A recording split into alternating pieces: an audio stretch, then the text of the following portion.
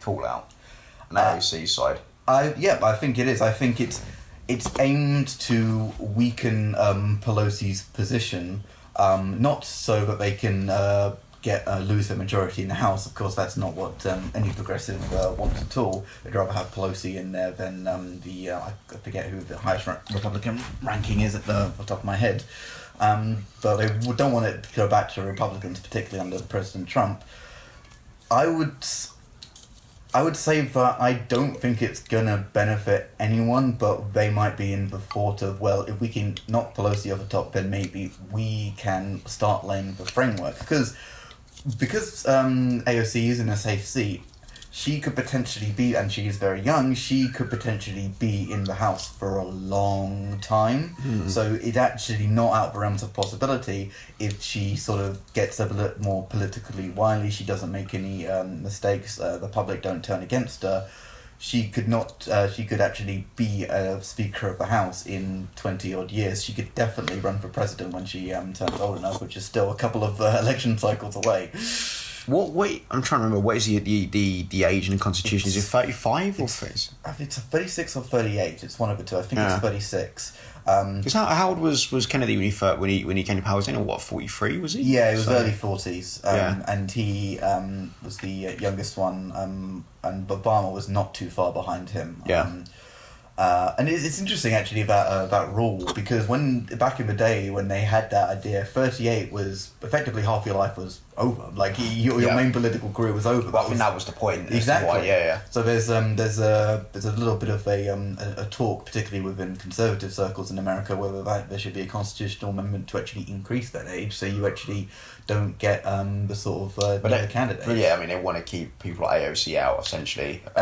Yes, they want to keep somebody they want to have somebody who's got a mature and a sort of a level head there. Although I don't think that's going to ever actually happen more recently, because if you look at the people who are running for presidency, you've got current president who is over 70, you've got Joe Biden who is over 70, you've got Bernie Sanders who will be knocking on 80 soon, and you've got Elizabeth Warren who is, I think, in her late 50s, early 60s, who looks young in comparison to these men. And Pelosi's ancient. How is Pelosi now? It's a good question.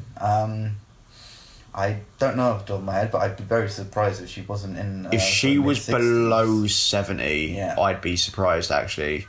I could be wrong, she could be in her 60s, but yeah, I mean, Pelosi's been around for fucking ever, man. Like, I can't remember a time, at least in my life, where I haven't really kind of followed American politics on a kind of basic level, where we've on the Democratic side of things, you haven't heard of Pelosi. Which is, it sort of goes back to why, a possible reason why this... very much coalition. Active under Clinton's rule. Going back to the original point when it comes to AOC's call out and what this achieves, where is this going and what does it mean for the Democratic Party at the moment? I would say that it's going to be there. It's a good time to do it because it's in between elections. You don't want this happening in a year's time when the Democratic nominee is chosen. I think everybody will start to rally around the Democratic nominee after that. Yeah. But what I think this is trying to achieve, that it is trying to... It's trying to cause a rift and to make people choose what they want their party to be. What side? Yes. Yeah. And I think that AOC and Justice Democrats believe, I don't think this is true, but I think they believe that the Democratic base is becoming more and more progressive every year, and that they will be able to Which actually is probably true, to be fair. It is true, but not to the extent that they would like it to be. So a good example would be this idea of abolishing private healthcare, which is... not a popular thing. It goes even more extreme. I mean, we have private healthcare in this country, and we have some of the most socialised medicine anywhere in the world. So I mean, it's not. It's a in terms of a free society and free market, it's a mental thought. It's getting rid of private healthcare. It's crazy for a number of reasons, but I think a lot of people believe that in the party that it's healthcare should be done on ideological level, not on an economic level, and whatever it takes. I suppose they would say it's a social justice issue where if you basically pay the private sector, it's wrong to pay the private sector to get a better service than what you'd get in terms of government funded and government run. Yeah, I'm not going to say NHS in terms of national, in terms of health service. Yes, you have a similar argument going on with certain Labour MPs right now when it comes to education, where you hearing from certain MPs, but in an ideal world there would be no such thing as private education, where it's like, well, yes, yeah. I mean, obviously the resistance to. Obviously the infamous issue with like Diane Abbott over the last decade or so, where she come out and rallied against private schools, and then it's confirmed. Oh yeah, you send your kids to private schools. Yeah. Oh yeah, but I care about my kids. It's like, well, it's the implication that anybody who's not a Labour MP doesn't care about their kids or something. It's just like it makes everybody cringe, whoever you vote for, I think.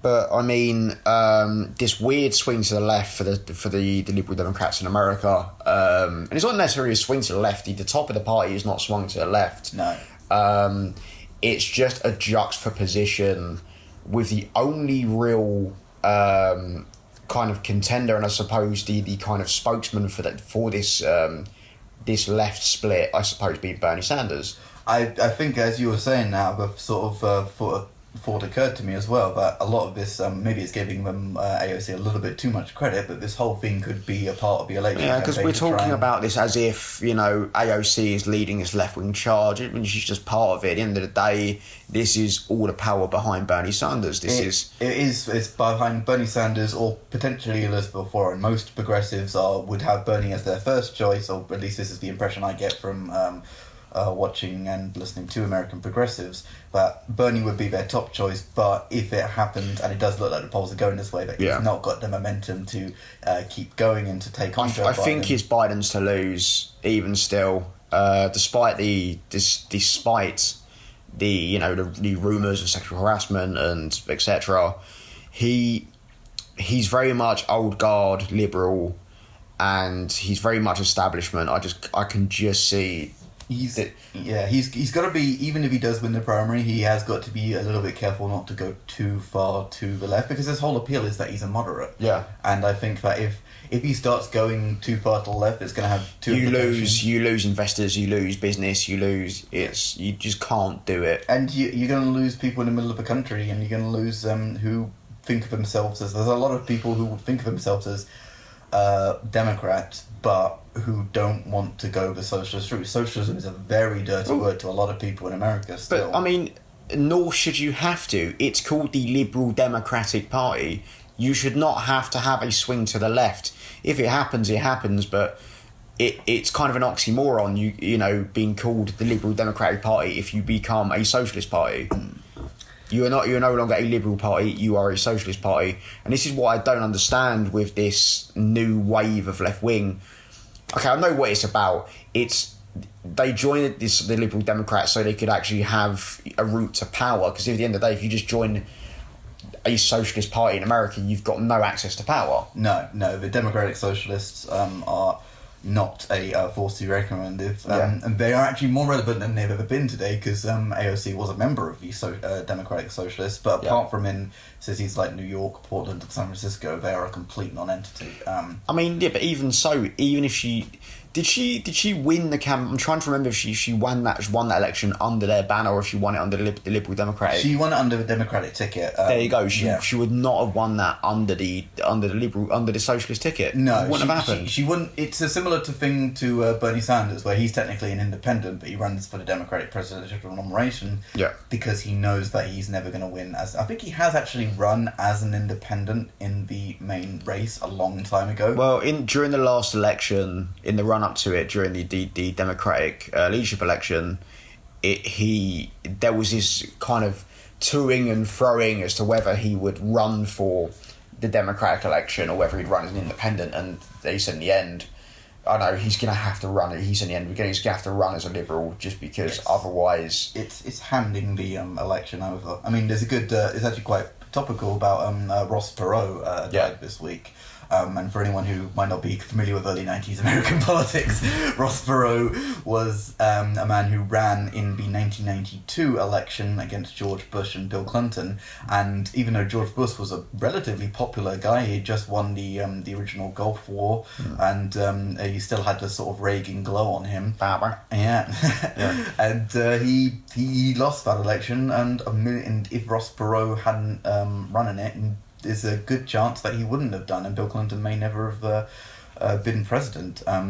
So and I don't think there's ever been a major third party ticket, a major third party candidate ever since that election, because people I suppose Gary Johnson's borderline. I don't think even Gary Johnson got as many votes as Ross Perot did. He didn't. Yeah. He didn't ignite.